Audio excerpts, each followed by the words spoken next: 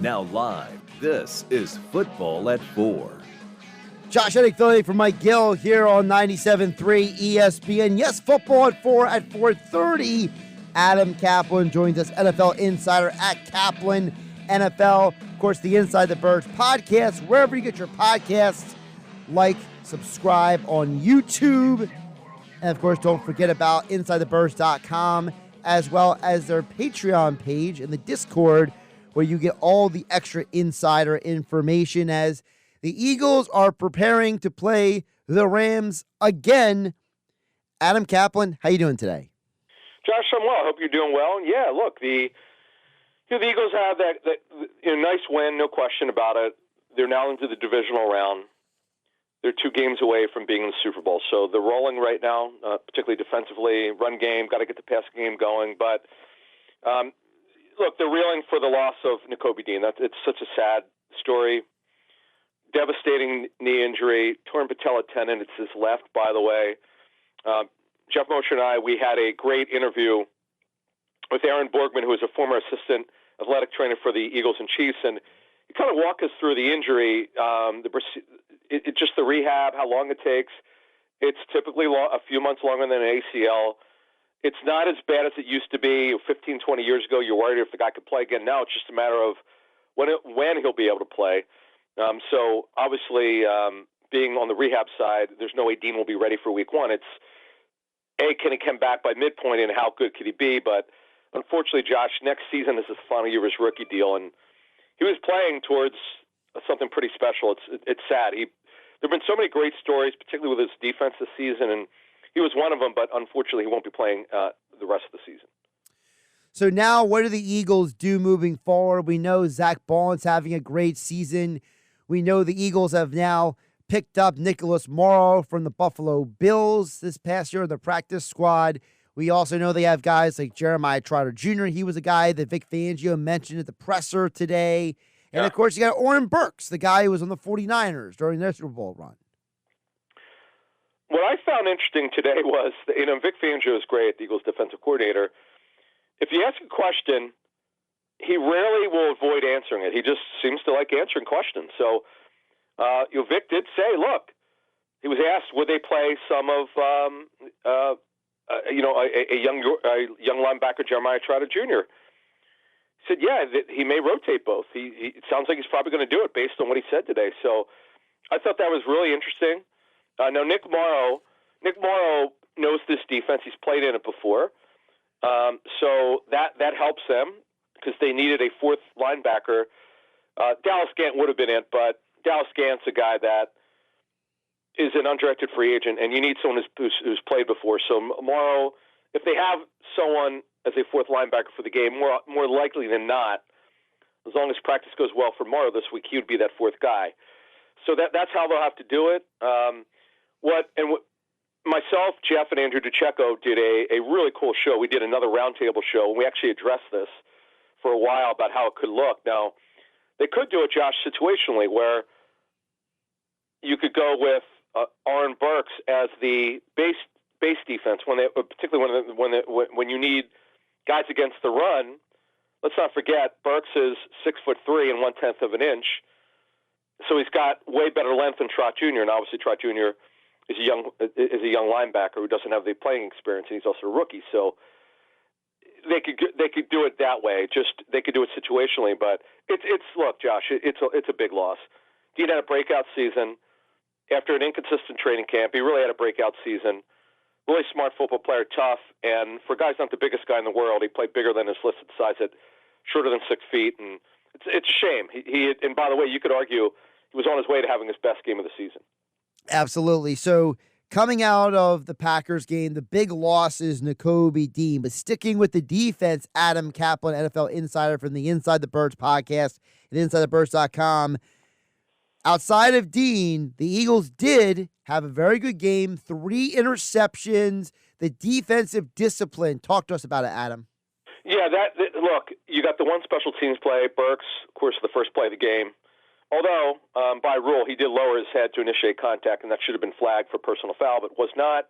Doesn't matter now, of course, because they got the turnover, and that really set the tone for the team. Their defense was phenomenal in this game. I know there were 2 or 3 run plays that they could have done better. One was the big one by Josh Jacobs, but before that long run, he was averaging 2 yards per carry. Out in space, there were a couple of plays in the pass game that could have tackled better, particularly against Jaden Reed. We saw this in the first game in Brazil against Jaden Reed. They got to tackle better, but they'll clean that up. Vic Fangio said it today. But overall, the defense was great. And, Josh, this has been – look, the story of this team has been Barkley and the defense. There's some stories about this team. We just talked about Dean. Of course, Zach Bond who's a first-team All-Pro, which is incredible.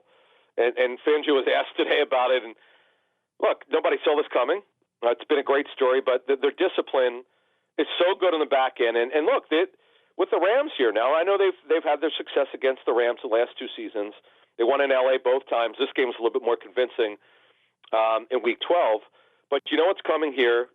There's a lot of 11 personnel, 3 receivers, 1 back, 1 tight end. Tyler Higbee, by the way, it sounds like he's going to play, who was on his way to having his best game in the last couple of years. But he got hurt before halftime with a chest injury. He went to the hospital. The Rams say he should be available. Tyler Higbee is the guy you got to watch out for. He had 3 touchdowns, I think, in the COVID year in 2020 against them, where there were no fans at the Lynx. Josh, you might remember that game. But the bottom line is they're playing great football defensively. The buy-in's fantastic. And you got to feel good about it. There's no question about it. And look, I thought, other than that one big Josh Jacobs run, they stopped the run. You know it's going to be coming with Kyren Williams. Kyren Williams is their back, by the way, who had that bad fumble against the Eagles in that Week 12 game. And look, you got to love that offensively. Also, Hurts, for everyone criticizing him, and some of it's warranted. He's not turning the ball over. Like he's a winning quarterback. You'll take that.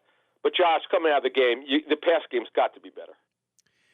By the way, Tyler Higbee, I remember that game because I believe it was Alex Singleton was one of the linebackers that got burned on one of those plays. And I just remember all the people, him and, what was it, Nate Gary, they tried to get him out there, and they both got burned in that game. Yeah, Nate Gary's no longer in the NFL, but Alex Singleton actually signed a big free agent deal with the Broncos and unfortunately suffered an ACL injury, but a good football player and a great guy, by the way.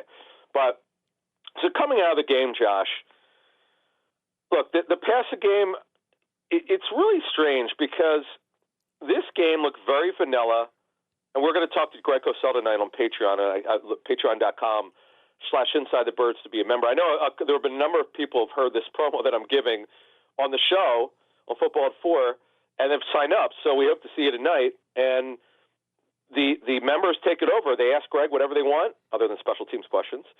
And I know the passing game's going to come up tonight. I wonder what Greg looked like. Greg's what he thought of the coaching tape, the All-22. We'll certainly cover that tonight. But that's the pass game's got to be better. But the other thing is, Josh, you got this A.J. Brown left knee injury. The word we're getting is that he didn't look great running in the game. So we're going to ask Greg about that tonight. We mentioned the Nick Morrow move. Look, you worry about it because you lose Nakobe Dean. Now Burks becomes a starter. And then what we don't know is how they're going to rotate. We talk about the potential of situational rotation there at inside backer, but that's a big loss for them. But the one thing, the pass game's got to be better. We'll see what the weather looks like. The weather is beautiful on Sunday here. The weather was not a factor. It was in mid-40s. There was like next to no wind. Now, right now, the early call, not for AccuWeather, but my early call, looks like high 30s, low 40s, potential of rain, maybe flurries or whatever. But look, the bottom line is when they drop back, it's got to be better. And I'd like to see Kellen Moore help out Hurts a little bit more. If it's not working downfield, you saw the third quarter, Josh. He moved Goddard in. They ran some quick slants, got it out of Jalen's hands, and he was more comfortable. This is a whatever it takes game. Whatever it takes to win this game, you got to do it. That's called coaching, and I expect that to happen. We go back to the A.J. Brown point for a minute, Adam. I know a lot of people were griping about why didn't A.J. Brown get more targets, but I have to think that if the knee is bothering him that much, that has to be a part of it, right? The fact that the guy is not 100% healthy and might not be able to run all the routes he usually does. Well, so on your point that you just made, and Andrew DiCecco brings this up in this roundtable show, which will be posted in the next half an hour to 45 minutes. I think it's actually going to be on at 5 Eastern. We're going to load it. it'll be live on YouTube and all podcasting platforms. But I guess the deep route is the one where he just couldn't go get it, and we're not really sure what the issue was. But we know it's his left knee, and he didn't. From our early understanding, is he didn't look quite the same. Now, when this game comes up on Sunday, if the weather allows it, you could throw in the Rams secondary. Did you see what Josh Allen did against them in Los Angeles last month? So you could throw against the secondary. That's not the problem. It's if you could protect. The Eagles protected Jalen great against the Rams when they were in L.A., when they scored, 37 points, and they rolled in the second half. Barkley killed them. But, look, we know they're a run-first team. We get it. But when you throw it, they got to be more successful. Other than that, the Eagles are playing very good football right now. The offensive line had a couple issues when Green Bay rarely blitzes. When they did, they had a couple issues. I'm sure they'll clean that up. But other than that, Josh, this is a game the Eagles should win. We'll talk more about this on Friday's Football at 4, but you got to feel good, though, overall here. Other than the Dean injury, now we'll see what the injury report, the first injury report comes out tomorrow. Hopefully there'll be no pop-up injuries, which we've seen. Devontae Smith with a back problem that he's had for about a month. We got to watch that.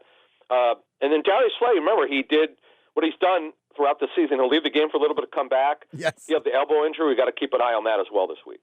He actually did address that on his podcast. He said that he had a stinger on his elbow, and they put an extra pad on his elbow to protect his elbow. So, yeah, he said he lost feeling in his hand at one point. Ooh.